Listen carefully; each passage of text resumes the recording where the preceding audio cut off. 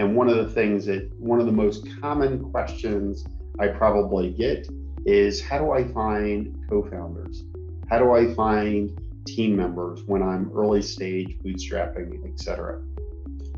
So I could ask Sam to speak on this, or someone else, but and Sam, you're welcome to chime in at any point if you want to.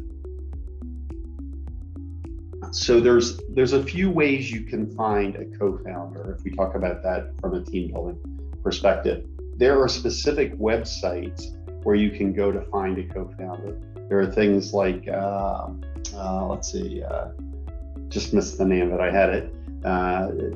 It's Eprenz. There's like, what is it? Eprenz? Yeah. Anyway, there's Eprenz, but there's also like Founder Dating, and there's another one that I can't think of the name. Co-Founders Lab. Co-Founders Lab. That's what I was thinking of, Sam. Thanks. So Co-Founders Lab is one of the sites where you can go and look for a co-founder. All right. So you can go there, you can interact, you can put your information in, and you can see if you can find someone.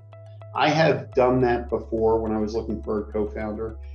Now there are strengths and challenges with that. The good news is they're someone you already know.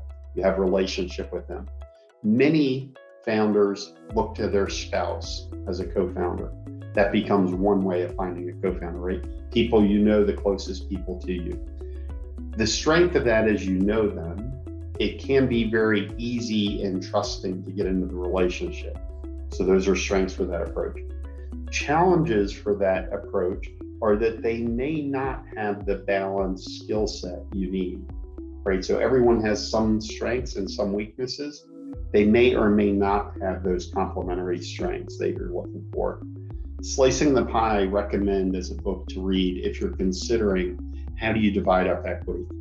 The core principle that they say in Slicing the Pie is you don't want to award equity day one, because day one you don't know what effort people will put in. And you can't wait until the very end to choose how much equity to award, because people will feel like it's unfair. If you wait until the end, they'll say, well, I contributed more than that, I deserve more than that. And then you might have had great working relationships and things can fall apart. Okay, so you don't want to wait till the very end. You don't want to do it day one. They recommend, if you're awarding people, this is just on pure equity, no cash right along the way, just pure equity, then you do it based on their market rate and you multiply that rate by 2, and that's some of the shares they get. And then people contributing cash, you multiply that by 4, okay?